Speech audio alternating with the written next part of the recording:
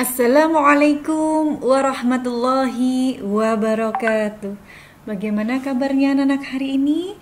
Alhamdulillah, mudah-mudahan semua dalam keadaan sehat dan bahagia. Jumpa lagi bersama Ibu. Hari ini kita akan belajar tema 2, subtema 1. Sudah siap? Sebelum kita lanjutkan, marilah kita awali dulu dengan membaca basmalah bersama-sama. Bismillahirrahmanirrahim. Pada pertemuan kali ini, kita akan belajar tentang muatan IPA. Ada 3 hal yang akan kita pelajari. Yang pertama, tentang alat pernafasan hewan. 2, alat pernafasan manusia. Dan yang ketiga, proses pernafasan pada manusia. Yang pertama, kita akan belajar tentang alat pernafasan hewan. Ada beberapa hewan yang akan kita pelajari bersama pada pertemuan kali ini. Yang pertama yaitu ikan atau Pisces. Ikan bernafas dengan insang. Insang ikan berbentuk lembaran tipis berwarna merah muda dan selalu lembab. Insang ikan ditutupi oleh penutup insang yang disebut dengan operkulum.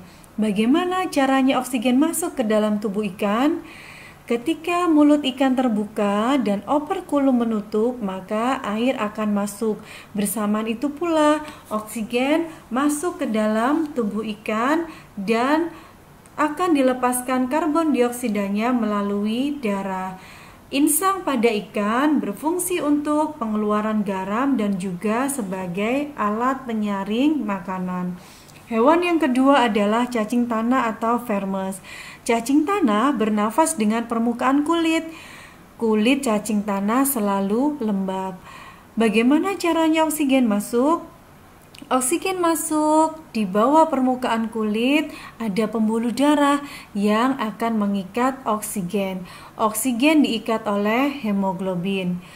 Hewan yang ketiga adalah serangga atau insekta. Serangga bernafas dengan trakea. Trakea mempunyai cabang yang disebut dengan trakeola. Bagaimana cara oksigen masuk?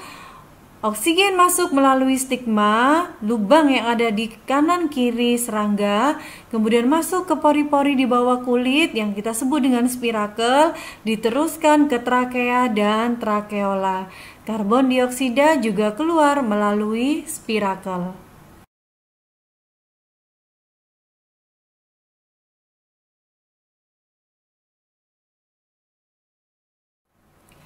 Selanjutnya kita belajar tentang alat pernafasan manusia.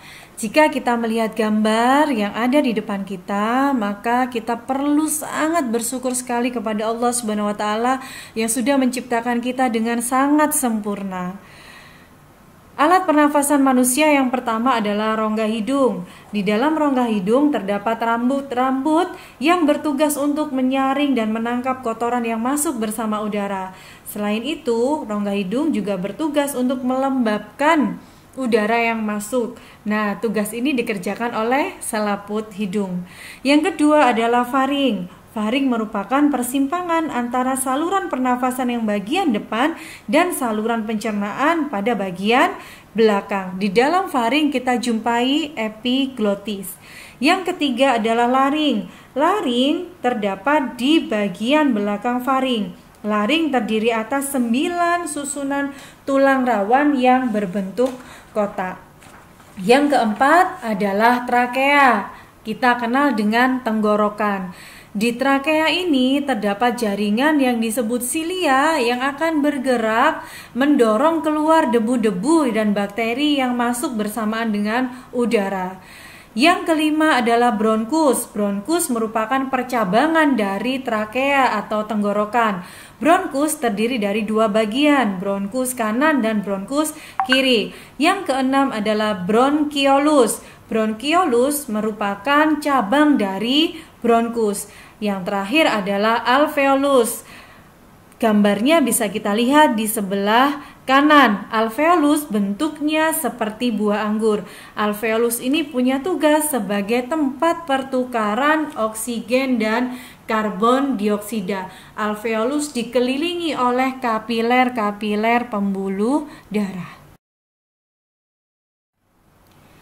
Kita pelajari selanjutnya yaitu urutan sistem pernafasan manusia. Yang pertama, lubang hidung, kedua faring, 3 laring, 4 trakea, 5 bronkus, 6 bronkeolus, dan 7 alveolus. Untuk fungsinya tadi kita sudah bahas ya. Proses pernafasan pada manusia. Ada 2 gambar yang disediakan ibu. Gambar yang sebelah kiri adalah menghirup udara atau kita kenal dengan istilah inspirasi. Gambar yang sebelah kanan adalah membuang udara atau kita kenal dengan istilah ekspirasi. Kita perhatikan gambar yang di sebelah kiri. Ketika udara masuk, rongga dada akan membesar karena otot-otot di daerah paru-paru berkontraksi. Nah, hal ini menyebabkan diafragma juga berkontraksi, bergerak turun, cenderung mendatar. Kalau di gambar sebelah kanan, udara keluar, rongga dada mengecil karena otot-otot di sekitar paru-paru berelaksasi. Hal ini menyebabkan diafragma juga ikut berelaksasi atau bergerak naik. Jenis pernafasan pada manusia ada 2. Yang pertama adalah pernafasan dada dan yang kedua adalah pernafasan perut. Pernafasan dada adalah pernafasan yang menggunakan otot-otot antar tulang rusuk dan pernafasan perut adalah pernafasan yang menggunakan diafragma.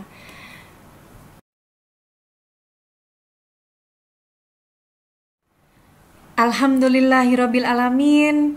Pelajaran kita hari ini telah usai. Hari ini kita belajar tentang 3 hal: alat pernafasan hewan, alat pernafasan manusia, dan juga proses pernafasan pada manusia.